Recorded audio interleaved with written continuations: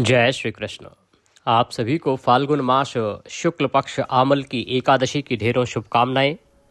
प्रिय दर्शकों, आप सभी आमल की एकादशी का व्रत कर रहे हैं 27 फरवरी दिन शुक्रवार को। इस एकादशी की महिमा बड़ी अद्भुत है। इसमें आंवले के वृक्ष की विशेष रूप से पूजा और उसका सेवन महत्वपूर्ण कहा गया है। आज इस वीडियो में आप श्रवण करेंगे आमल की एकादशी की 2 कथाएं। ऐसा पहली बार होगा जब किसी एकादशी की 2 कथाएं आप श्रवण करेंगे, क्योंकि इस एकादशी की 2 ही कथाएं कही गई हैं। एक कथा जिसका वर्णन आता है पद्म पुराण में, जो स्वयं भगवान श्री कृष्ण के द्वारा कही गई। दूसरी जो कथा है उसका वर्णन ब्रह्मांड पुराण में आता है। इसीलिए ये दोनों ही कथाएं मैं आपके लिए लेके आया हूं, क्योंकि मेरा उद्देश्य होता है कि मेरी जो ऑडियंस है, मेरे जो दर्शक हैं, भगवान के जो भक्त हैं, उन्हें वो सभी जानकारियां, वो सभी कथाएं जो पुराणों में वर्णित हैं प्राप्त होनी चाहिए, जिससे कि उस व्रत का संपूर्ण पुण्यफल वो प्राप्त कर सके। तो आइए हम दोनों कथाएं श्रवण करेंगे। पहले हम पद्म पुराण में वर्णित कथा सुनेंगे और फिर ब्रह्मांड पुराण में वर्णित कथा का श्रवण करेंगे। आशा करते हैं कि आपने व्रत पूजन कर लिया होगा, संकल्प आदि कर लिया होगा। इसका वीडियो मैंने आपके लिए पहले ही अपलोड कर दिया था। कथा आरंभ करें उससे पहले आपसे निवेदन है कि ये एकादशी की पवित्र कथा का वीडियो है, तो कृपया एक बार लाइक अवश्य कर दीजिएगा। परमेश्वर वासुदेव श्री कृष्ण आपके व्रत को सफल करें, इसके लिए कमेंट बॉक्स में अवश्य लिखिएगा जय श्री हरि या ओम नमो भगवते वासुदेवाय। भगवान वासुदेव आप पर कृपा करेंगे। आप देख रहे हैं देवभूमि ज्योतिष संस्थान का प्रतिष्ठित यूट्यूब चैनल देवभूमि धार्मिक। हम यहाँ सभी व्रत और त्योहारों की सही शास्त्रीय कथाएं, जानकारियां प्रदान करते हैं। यदि आप सभी व्रत और त्योहारों की सही शास्त्रीय जानकारी पाते रहना चाहते हैं, कथाएं सुनते रहना चाहते हैं, तो कृपया चैनल को सब्सक्राइब कीजिए और बेल आइकन को प्रेस कीजिए। जब आप सब्सक्राइब का बटन दबाएंगे तो वहाँ एक घंटी का निशान बना हुआ आता है, उसे अवश्य दबाइएगा, तभी आपको हमारे वीडियो मिलेंगे, अन्यथा आपसे जानकारी छूट जाएगी। प्रिय दर्शकों, अब आप हमारे साथ व्हाट्सएप के माध्यम से भी जुड़ सकते हैं। इसका जुड़ने का लाभ ये होगा कि आपको सभी जानकारियां सीधे मोबाइल पर आती रहेंगी। अभी क्या है कि बहुत से वीडियो आपसे छूट जाते हैं। जब आप व्हाट्सएप पे होंगे तो हम वहां पर सभी वीडियो के लिंक आपको भेजते रहते हैं। साथ ही जब कोई व्रत होता है उससे पहले आपको रिमाइंडर भी देते हैं कि कल ये व्रत है, इसको कर लीजिएगा, इसकी ये विधि है, ये नियम है। तो इससे क्या होता है कि आपसे कोई व्रत आदि छूटता नहीं है। यदि आप व्हाट्सएप पर जुड़ना चाहते हैं तो वीडियो के अंत में स्क्रीन पर एक नंबर आएगा 900 से, उस पर व्हाट्सएप मैसेज कीजिए, अपना नाम लिखिए और कहिए कि व्हाट्सएप पर ऐड कर दिया जाए, तो हम आपको ऐड करेंगे और फिर सभी जानकारी व्यक्तिगत रूप से आपको प्राप्त होती रहेंगी। यहाँ पर आपका नंबर भी सुरक्षित रहता है, क्योंकि हम ग्रुप में ऐड नहीं कर रहे हैं। आप यदि ग्रुप में ऐड होना चाहते हैं तो लिखिएगा, तब हम आपको ग्रुप में ऐड करेंगे, अन्यथा हम व्यक्तिगत रूप से आपको जानकारी भेजते रहेंगे। आइए भगवान का ध्यान करते हुए प्रथम कथा जो पद्म पुराण से है वह आरंभ करते। महाराज युधिष्ठिर कहने लगे कि हे भगवान श्री कृष्ण, मैंने विजया एकादशी का महात्म्य सुना, जो महान फल देने वाला है, और आपने मुझे सुनाया। भगवान, अब मैं फाल्गुन मास के शुक्ल पक्ष की एकादशी का नाम, उसका महात्म्य सुनना चाहता हूं। आप कृपया सुनाने की कृपा कीजिए। युधिष्ठिर ने जब भगवान श्री कृष्ण से निवेदन किया कि इस एकादशी का क्या नाम है भगवान, कैसे इसकी पूजा होनी चाहिए, क्या इसकी विधि है, वह मैं सुनना चाहता हूं। भगवान श्री कृष्ण बोले कि हे धर्मनंदन, सुनो, इस समय वह प्रसंग सुनाता हूं जिसे मानधाता के पूछने पर वशिष्ठ ने कहा था, फाल्गुन शुक्ल की एकादशी का नाम आमल की है। ये एकादशी आमल की के नाम से जानी जाती है। इसका पवित्र व्रत विष्णु लोक की प्राप्ति कराने वाला है। जो इसका व्रत करता है उसे विष्णु लोक प्राप्त होता है। मानधाता ने पूछा, द्विज श्रेष्ठ, यह आमल की कब उत्पन्न हुई, मुझे ये बताइए। वशिष्ठ जी ने कहा, महाभाग सुनो, पृथ्वी पर आमल की उत्पत्ति किस प्रकार हुई यह मैं आपको बताता हूं। आमल की अर्थात आंवला, तो आमल की महान वृक्ष है जो सब पापों का नाश करने वाला है। भगवान विष्णु के थूकने पर उनके मुख से चंद्रमा के समान कांतिमान एक बिंदु प्रकट हुआ। वह बिंदु पृथ्वी पर गिरा। उससे आमल की अर्थात आंवले का महान वृक्ष उत्पन्न हुआ। भगवान विष्णु ने जब थूका तो उनका जो थूक का बिंदु था वो चंद्रमा के समान कांतिमान था। जैसे चंद्रमा चमकता है उतनी ही गहरी चमक थी उसमें, और उस थूक से वो आंवला जो है वो वृक्ष के रूप में उत्पन्न हो गया। यह सभी वृक्षों का आदिभूत कहलाता है। इसी समय समस्त प्रजा की सृष्टि करने के लिए भगवान ने ब्रह्मा जी को उत्पन्न किया। उन्हीं से इन प्रजाओं की सृष्टि हुई। देवता, दानव, गंधर्व, यक्ष, राक्षस, नाग तथा निर्मल अंतःकरण वाले महर्षियों को ब्रह्मा जी ने जन्म दिया। इन सब का जन्म ब्रह्मा जी से हुआ। उनमें से देवता और ऋषि उस स्थान पर आए जहां विष्णु प्रिया आमलकी का वृक्ष था। हे महाभाग, उसे देखकर देवताओं को बड़ा विस्मय हुआ, बड़ा आश्चर्य हुआ। वे एक दूसरे पर दृष्टिपात करते हुए उत्कंठा पूर्वक उस वृक्ष की ओर देखने लगे और खड़े खड़े सोचने लगे कि प्लक्ष अर्थात पाकर आदि वृक्ष तो पूर्व कल्प की ही भांति हैं, जो सब के सब हमारे परिचित हैं, किंतु इस वृक्ष को हम नहीं जानते। वो एक दूसरे से विचार कर रहे हैं, बातें कर रहे हैं कि बाकी जो वृक्ष हैं वो सब तो हमारी पहचान के हैं, हम उनको पहचानते हैं, पर ये क्या वृक्ष है? ये पहले के कल्प में तो कभी हमें दिखाई नहीं दिया, इसको तो हम जानते नहीं। उन्हें इस प्रकार चिंता करते देखकर एक आकाशवाणी हुई। वह आकाशवाणी बोली, महर्षियों, यह सर्वश्रेष्ठ आमलकी का वृक्ष है, जो विष्णु को प्रिय है। इसके स्मरण मात्र से गोदान का फल मिलता है। स्पर्श करने से इससे दूना और फल भक्षण करने से 3 गुना पुण्य प्राप्त होता है। आकाशवाणी ने क्या कहा कि जब आप इसका ध्यान केवल कर लेते हैं, स्मरण कर लेते हैं, याद कर लेते हैं, तो आपको गोदान का फल प्राप्त हो जाता है। और जो इसको छू लेता है, जो वृक्ष को छू ले या फल को छू ले, तो उसे उसका दुगना फल मिलता है। और यदि आपने इसको प्रसाद रूप में ग्रहण कर लिया, भक्षण कर लिया, तो इसका 3 गुना पुण्य आपको प्राप्त होता है। तो जिन लोगों के पास आमल की वृक्ष ना हो पूजा करने के लिए, तो वो स्मरण करके भी पूजन कर सकते हैं। केवल चित्त में ध्यान कर लेंगे तो भगवान उसको भी स्वीकार कर लेंगे। मैंने पूजा विधि के वीडियो में इसके विषय में जानकारी दी है, उसका आप लाभ लीजिएगा। कहते हैं कि 3 गुना लाभ भक्षण करने से है, इसीलिए आपको अवश्य ही आज के दिन आमलकी का फल खाना चाहिए। सदा प्रयत्न पूर्वक आमलकी का सेवन करना चाहिए। यह सब पापों को हरने वाला वैष्णव वृक्ष बताया गया है। क्यों? क्योंकि इसके मूल में विष्णु विराजमान है, इसके ऊपर ब्रह्मा विराजमान है, इसके स्कंध में परमेश्वर भगवान रुद्र और शाखाओं में मुनि रहते हैं। टहनियों में देवताओं का वास है, पत्तों में वसुओं का वास है, फूलों में मरुदगण रहते हैं तथा फलों में समस्त प्रजापति वास करते हैं।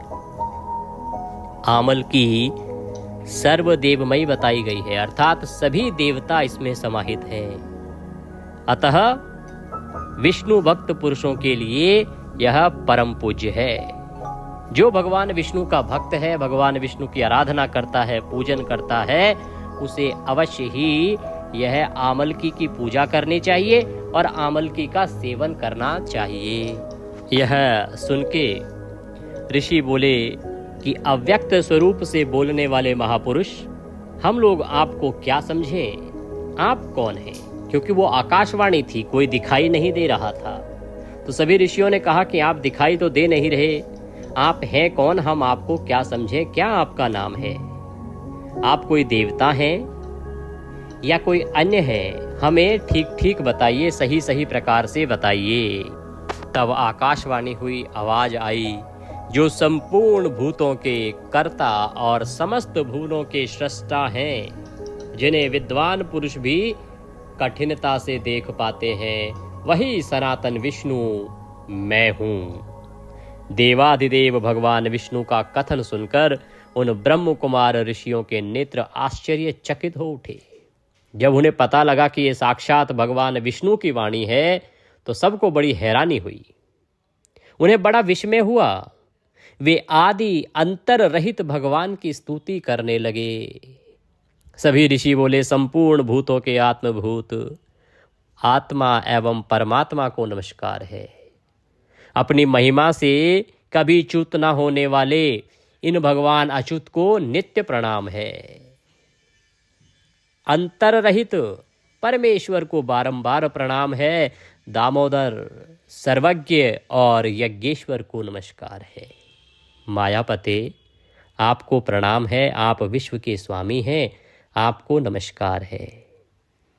ऋषियों के इस प्रकार स्तुति करने पर भगवान श्रीहरि संतुष्ट हुए और बोले, महर्षियों, तुम्हें कौन सा अभिष्ट वरदान दूं? भगवान ने कहा कि क्या है आपका अभिष्ट, अर्थात जो आपको प्रिय है, जो आप चाहते हैं वह वरदान मांग लो।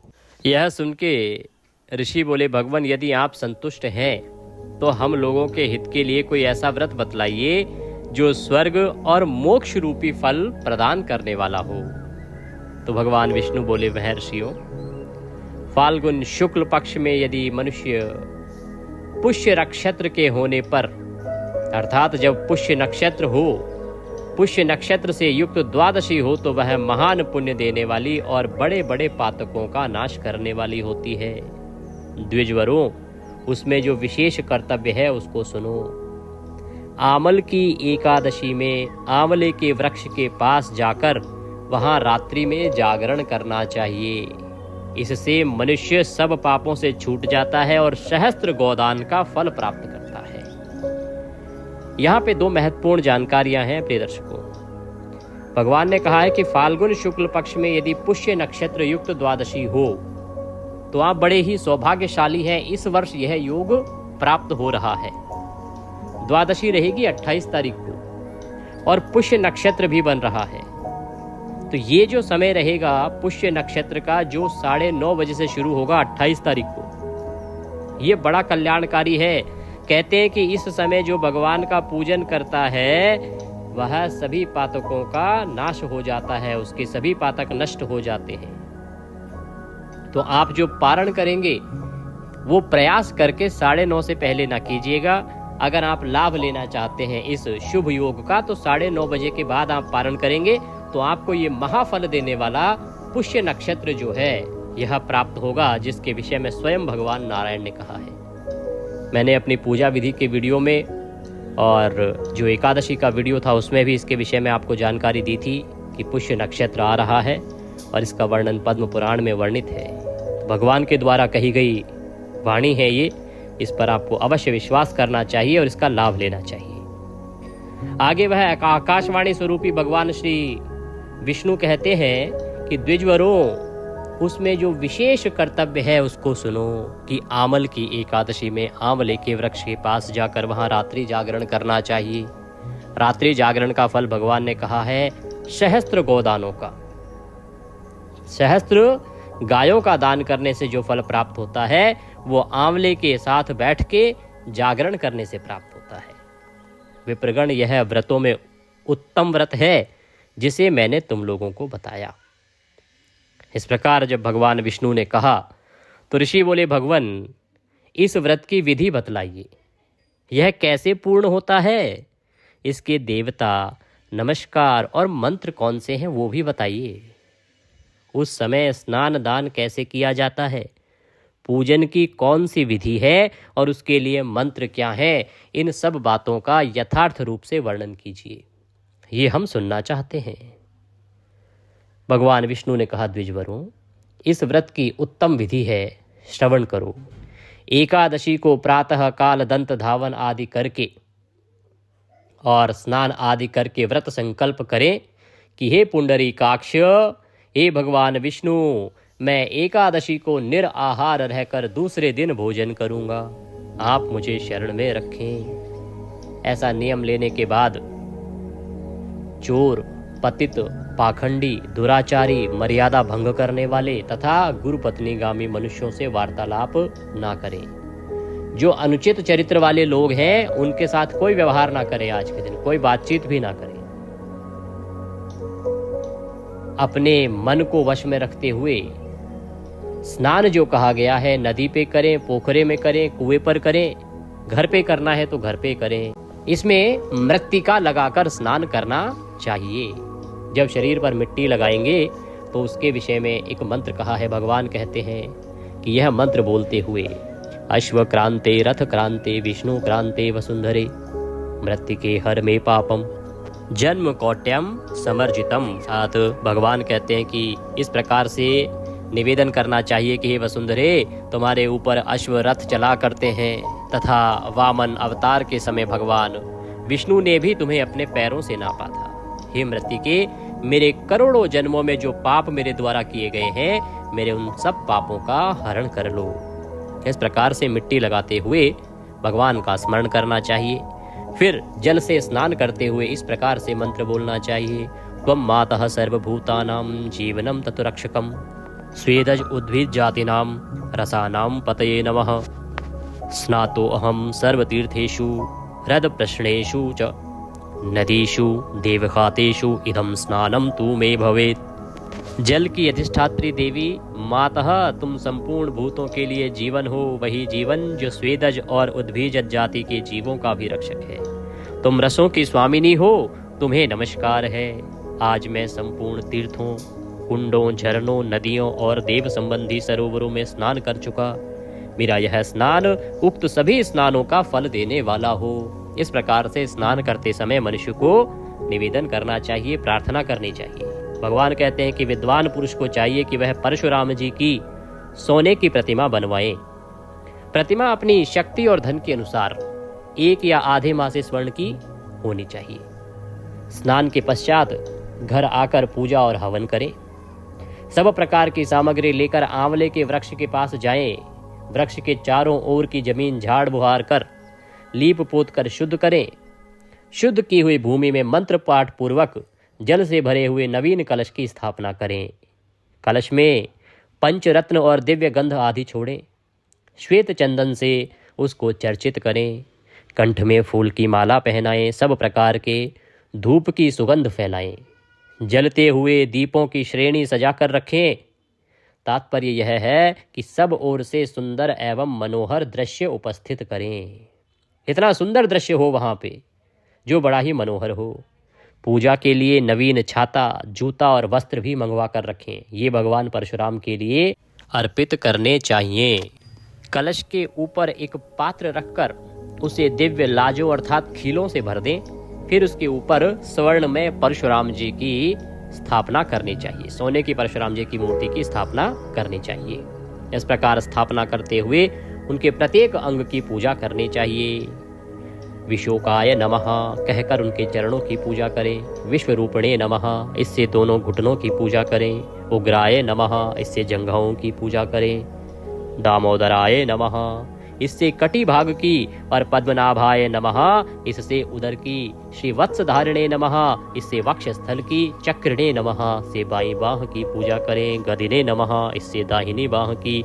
और वैकुंठाय नमः, इससे कंठ की। यज्ञमुखाय नमः, इससे मुख की। और विशोक निधये नमः, इससे नासिका की। वासुदेवाय नमः, इससे नेत्रों की। वामनाय नमः, इससे ललाट की। और सर्वात्मने नमः, इस मंत्र से संपूर्ण अंगों तथा मस्तक की पूजा करें। ये ही पूजा के मंत्र हैं। तदंतर भक्ति युक्त चित्त से शुद्ध फल के द्वारा देवाधिदेव परशुराम जी को अर्घ्य प्रदान करें। अर्घ्य का मंत्र इस प्रकार से है। नमस्ते देवदेवेश जमदाग्ने नमस्तुते ग्रहण्य अर्घ्यमिम दत्त मामलक्या युतम हरे। देव देवेश्वर जमदग्नि नंदन श्री विष्णु स्वरूप परशुराम जी, आपको नमस्कार है। आंवले के फल के साथ दिया हुआ मेरा यह अर्घ्य ग्रहण कीजिए। इस प्रकार से परशुराम जी को अर्घ्य देना चाहिए। तदंतर भक्ति युक्त चित्त से जागरण करें। नृत्य, संगीत, वाद्य, धार्मिक उपाख्यान और श्री विष्णु संबंधी कथा वार्ता आदि के द्वारा वह रात्रि व्यतीत करें। उसके बाद भगवान विष्णु के नाम ले लेकर आमल की वृक्ष की परिक्रमा 108 या 28 बार करें। फिर सवेरा होने पर श्रीहरि की आरती करें। ब्राह्मण की पूजा करके वहां की सब सामग्री उसे निवेदन करें। परशुराम जी कलश, 2 वस्त्र, जूता आदि सभी वस्तुएं ब्राह्मण को दान कर दें। यह भावना करें कि परशुराम जी के स्वरूप में भगवान विष्णु मुझ पर प्रसन्न हो। तत्पश्चात आमलकी का स्पर्श करके उसकी प्रदक्षिणा करें और पूजा पाठ करके स्नान आदि से निवृत्त होके ब्राह्मणों को भोजन कराएं, दान दक्षिणा आदि दें। तदंतर कुटुंबियों के साथ बैठकर स्वयं भी भोजन करें। ऐसा करने से जो पुण्य होता है वह सब मैं बतलाता हूं, सुनो। संपूर्ण तीर्थों के सेवन से जो पुण्य प्राप्त होता है तथा सब प्रकार के दान देने से जो फल मिलता है वह सब इस प्रकार की विधि का पालन करने से सुलभ होता है। समस्त यज्ञों की अपेक्षा भी अधिक फल मिलता है, इसमें तनिक भी संदेह नहीं है। यह व्रत सब व्रतों में उत्तम है जिसका मैंने तुमसे पूरा वर्णन किया। महाराज इतना कहकर देव देवेश्वर भगवान विष्णु वहीं अंतर्ध्यान हो गए। तत्पश्चात उन समस्त महर्षियों ने उक्त व्रत का पूर्ण रूप से पालन किया। नृपश्रेष्ठ, इसी प्रकार तुम्हें भी इस व्रत का अनुष्ठान करना चाहिए। भगवान श्री कृष्ण कहते हैं कि युधिष्ठिर, यह दुर्धर्ष व्रत मनुष्यों को सब पापों से मुक्त कराने वाला है, अर्थात सभी पापों से मुक्ति देने वाला है। इसका सब वृतांत मैंने कह सुनाया। बोले विष्णु भगवान की जय, बोले कृष्ण भगवान की जय। यह कथा जो पद्म पुराण में इस एकादशी की वर्णित है वह मैंने आपको सुनाई। अब हम दूसरी कथा का श्रवण करेंगे जिसका वर्णन ब्रह्मांड पुराण में आता है। आपको दोनों ही कथाएं सुननी चाहिए क्योंकि मैं सदैव यही प्रयास करता हूँ कि मेरे यहाँ के जो भी दर्शक हैं इतनी भक्ति के साथ, इतनी लगन के साथ भगवान की भक्ति करते हैं तो उनका जो पुण्य है किसी भी प्रकार से कम ना हो। इसीलिए मैं दोनों ही पुराणों से आपके लिए कथाएं लेके आया हूँ। और ये एक अकेली ऐसी एकादशी है जिसकी 2 कथाएं हैं, बाकी सबकी एक एक कथाएं ही सुनने को प्राप्त होती हैं। आइए अब हम दूसरी कथा आरंभ करते हैं। अथ फाल्गुन शुक्ला एकादशी आमल की एकादशी व्रत कथायां प्रारंभः। मानधाता बोले, हे वशिष्ठ जी, यदि आपकी मुझ पर कृपा है तो किसी ऐसे व्रत की कथा कहिए जिससे मेरा कल्याण हो। महर्षि वशिष्ठ बोले, हे राजन, सब व्रतों से उत्तम और अंत में मोक्ष देने वाले आमल की एकादशी के व्रत का मैं वर्णन करता हूँ। यह एकादशी फाल्गुन मास के शुक्ल पक्ष में होती है। इस व्रत के करने से समस्त पाप नष्ट हो जाते हैं। इस व्रत का फल 1000 गौदान के फल के बराबर होता है। अब मैं आपसे एक पौराणिक कथा कहता हूँ, ध्यानपूर्वक सुनो। राजन, एक वैदिश नामक नगर था जिसमें ब्राह्मण, क्षत्रिय, वैश्य और शूद्र चारों वर्ण आनंद सहित रहते थे। उस नगर में सदैव वेद ध्वनि गूंजा करती थी तथा पापी, दुराचारी तथा नास्तिक उस नगर में कोई भी नहीं था, अर्थात सब भगवान के भक्त थे। उस नगर में चैत्ररथ नाम का एक चंद्रवंशी राजा राज्य करता था। वह अत्यंत विद्वान तथा धर्मी था। उस नगर में कोई भी व्यक्ति दरिद्र व कंजूस नहीं था। सभी नगरवासी विष्णु भक्त थे और एकादशी का व्रत किया करते थे। एक समय फाल्गुन मास के शुक्ल पक्ष की आमल की एकादशी आई। उस दिन राजा, प्रजा तथा बाल वृद्ध सबने हर्ष पूर्वक व्रत किया। राजा अपनी प्रजा के साथ मंदिर में जाकर पूर्ण कुंभ स्थापित करके धूप, दीप, नैवेद्य, पंचरत्न आदि से धात्री अर्थात आंवले का पूजन करने लगे और इस प्रकार से स्तुति करने लगे। राजा ने कहा कि हे धात्री, तुम ब्रह्म स्वरूप हो, तुम ब्रह्मा जी द्वारा उत्पन्न हुए हो और सभी पापों का नाश करने वाले हो। तुमको नमस्कार है। अब तुम मेरा अर्घ्य स्वीकार करो। तुम रामचंद्र जी द्वारा सम्मानित हो। मैं आपसे प्रार्थना करता हूँ, अतः आप सभी पापों को नष्ट करें। मेरे जितने भी पाप हैं उन सबको नष्ट करें। उस मंदिर में सबने रात्रि भर जागरण किया। तभी रात के समय वहां एक बहेलिया आ गया जो अत्यंत पापी और दुराचारी था। वह अपने कुटुंब का पालन जीव हिंसा करके किया करता था, अर्थात जीवों का शिकार करके अपने परिवार को पालता था। भूख तथा प्यास से अत्यंत व्याकुल वह बहेलिया इस जागरण को देखने के लिए मंदिर के एक कोने में बैठ गया और विष्णु भगवान तथा एकादशी महात्म्य को कथा को सुनने लगा। इस प्रकार अन्य मनुष्यों की भांति उसने भी सारी रात जागरण किया और पूरी रात जागरण करके बिता दी। प्रातः काल होते ही सब लोग अपने अपने घर चले गए तो बहेलिया भी अपने घर को चला गया। घर जाकर उसने भोजन किया। कुछ समय बीतने के पश्चात उस बहेलिये की मृत्यु हो गई, मगर उस आमल की एकादशी के व्रत तथा जागरण से उसने राजा विदुरथ के घर जन्म लिया और उसका नाम वशुरथ रखा गया। युवा होने पर वह चतुरंगणी सेना के सहित तथा धन धान्य से युक्त होकर 10,000 ग्रामों का पालन करने लगा। वह तेज में सूर्य के समान, कांति में चंद्रमा के समान, वीरता में भगवान विष्णु के समान और क्षमा में पृथ्वी के समान था। वह अत्यंत धार्मिक, सत्यवादी, कर्मवीर एवं विष्णु भक्त था। वह प्रजा का समान भाव से पालन करता था। दान देना उसका नित्य का कर्तव्य था।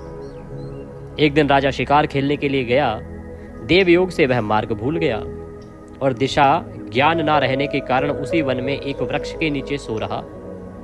थोड़ी देर बाद पहाड़ी म्लेच्छ वहां पर आ गई और राजा को अकेला देखकर मारो मारो शब्द कहते हुए राजा की ओर दौड़े।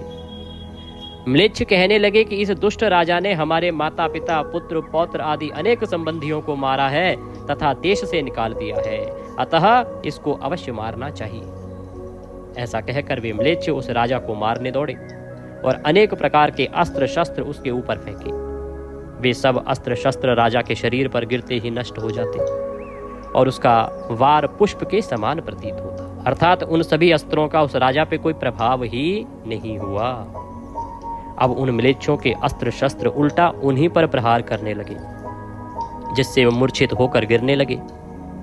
उसी समय राजा के शरीर से एक दिव्य स्त्री उत्पन्न हुई। वह अत्यंत सुंदर होते हुए भी उसकी जो भ्रकुटी थी वह टेढ़ी थी।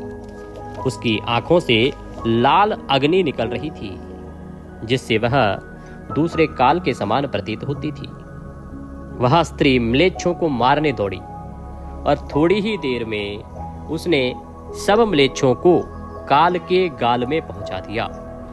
जब राजा सोकर उठा तो उसने म्लेच्छों को मरा हुआ देखकर कहा कि इन शत्रुओं को किसने मारा है? इस वन में मेरा कौन हितैषी रहता है? ऐसा विचार कर ही रहा था कि तभी आकाशवाणी हुई, राजन, इस संसार में विष्णु भगवान के अतिरिक्त कौन तेरी सहायता कर सकता है? इस आकाशवाणी को सुनकर राजा अपने राज्य में आ गया और सुखपूर्वक राज्य करने लगा। महर्षि वशिष्ठ बोले कि हे राजन, यह आमल की एकादशी के व्रत का प्रभाव था।